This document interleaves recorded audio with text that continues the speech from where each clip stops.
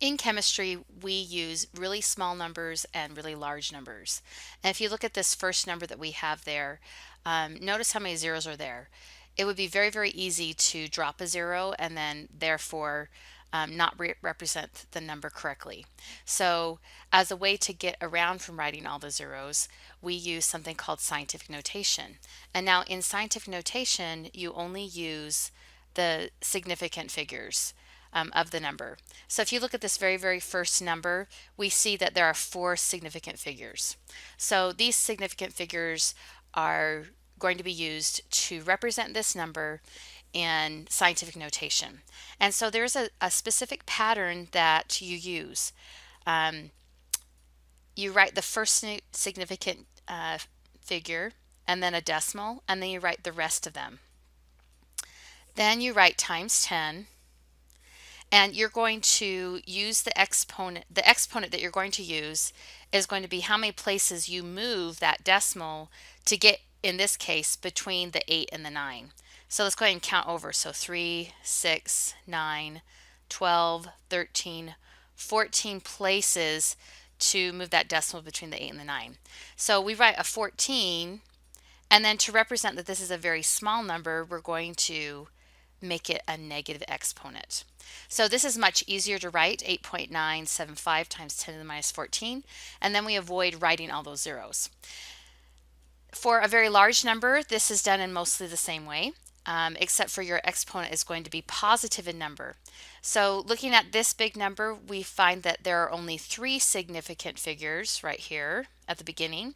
The rest of the zeros are just placeholder zeros. So the same pattern applies, 5.78 times 10 to the, and then we need to move our decimal over. So this one doesn't have a decimal because if we did, then all of those zeros would be significant, but we do know that it's hanging out right here.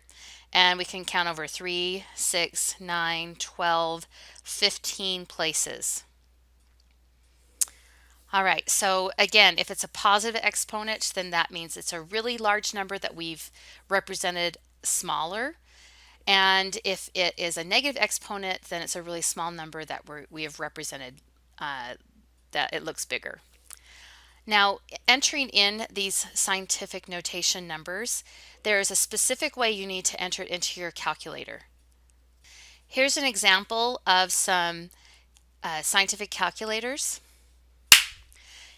Here's an example of some scientific calculators. To put numbers in your calculator using scientific notation, you need to use the exponent button. So let's identify the exponent button on a few different calculators. So you can get your calculator out and figure out where your exponent button is.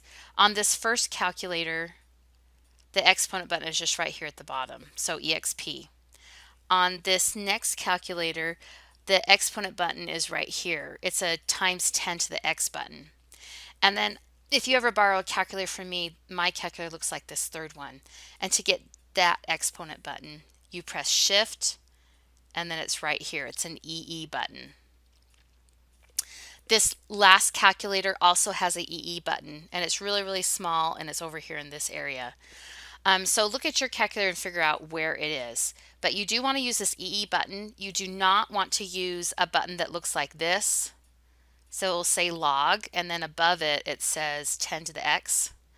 Do not use that 10 to the X button. That's your anti-log button. And you may get the right answer, but as we go on to different units or where we are using extremely small numbers, you'll start getting the wrong answer. Okay.